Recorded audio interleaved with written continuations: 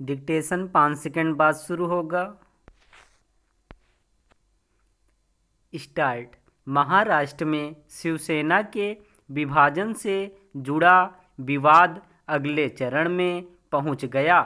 बुधवार शाम शिवसेना बनाम शिवसेना मामले पर फैसला सुनाते हुए महाराष्ट्र विधानसभा अध्यक्ष राहुल नार्वेकर ने स्पष्ट कर दिया कि शिवसेना के संविधान के अनुसार उद्धव ठाकरे के पास एकनाथ शिंदे को विधायक दल के नेता पद से हटाने की कोई शक्ति नहीं है। इसका सीधा अर्थ यह हुआ कि विधानसभा अध्यक्ष ने शिवसेना के शिंदे गुट को ही अब असली शिवसेना मान लिया है।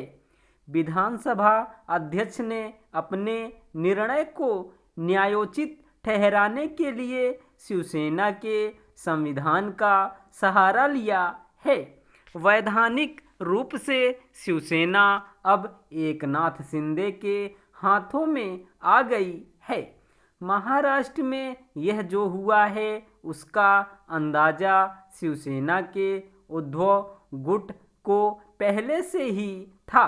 जाहिर है उद्धव ठाकरे के पास सर्वोच्च न्यायालय में गुहार लगाने के अलावा कोई रास्ता नहीं है। संभव है सर्वोच्च न्यायालय विधानसभा अध्यक्ष के फैसले की समीक्षा करे। अतः यह विवाद अभी खत्म नहीं हुआ है। इसके कई अध्याय अभी चुनाव, सदन, सड़क और न्यायालय में लिखे जाने हैं। शिवसेना उद्धव गुट की शिकायत पर भी गौर करना अनुचित नहीं है। विधानसभा अध्यक्ष अपने फैसले से पहले मुख्यमंत्री एकनाथ शिंदे से मिलने के लिए गए थे। मतलब न्याय देने वाला वास्तव में आरोपी से मिलने गया और फैसला आरोपी के पक्ष में आया। इसी दलील के साथ उद्धव ठाकरे को सर्वोच्च न्यायालय में लड़ना पड़ेगा। हालांकि उन्हें यह ध्यान रखना होगा कि जिस आधार पर विधानसभा अध्यक्ष ने फैसला किया है क्या वह सही है, कानून इसके बारे में क्या कहते हैं। अगर फैसला सुनाते समय पार्टी और देश के संविधान की अवहेलना हुई है तो यह बात तथ्य और तर्क के साथ उद्धव ठाकरे को सर्वोच्च न्यायालय में पेश करनी पड़ेगी। पिता बाला साहेब ठाकरे द्वारा गठित पार्टी को आधिकारिक रूप से भी पुनः पाने के लिए उद्धव ठाकरे को कानूनी रूप से मजबूत होना पड़ेगा। इसमें तो कोई दो राय नहीं कि उद्धव ठाकरे कमजोर हो गए थे और पिता की पार्टी को एकजुट नहीं रख पाए। पार्टी के अंदर ही सत्ता संघर्ष 2022 में तब शुरू हुआ जब एकनाथ शिंदे ने लगभग 50 विधायकों के समर्थन के साथ तत्कालीन मुख्यमंत्री उद्धव ठाकरे के खिलाफ विद्रोह का बिगुल बजा दिया।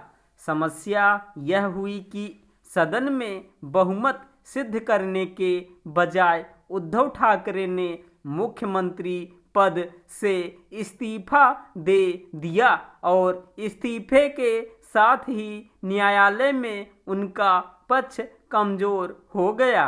जब 30 जून 2022 को एकनाथ शिंदे भाजपा की मदद से मुख्यमंत्री बने तब उद्धव का और कमजोर होना सुनिश्चित हो गया। शिवसेना का यह विभाजन अपने आप में एक मिसाल है उन पार्टियों के लिए जो एक परिवार आधारित हाईकमान के साथ चल रही हैं। लोकतंत्र में पार्टियां पुश्तैनी नहीं होती, उनके व्यापक जनाधार और खुले नेतृत्व के आधार पर ही बेहतर चलाया जा सकता है।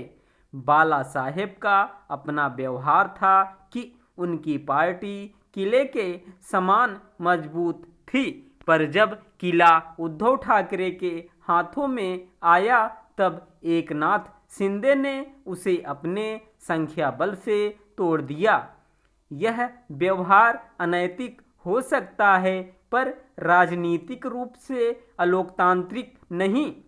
अब संदेश केवल शिंदे के लिए नहीं, उद्धव व अन्य सभी दलों के अध्यक्षों के लिए भी है कि राजनीतिक दल किसी की मनमानी या तानाशाही से नहीं, मिलजुल कर लोकतांत्रिक ढंग से चलाए जाने चाहिए। स्टॉप।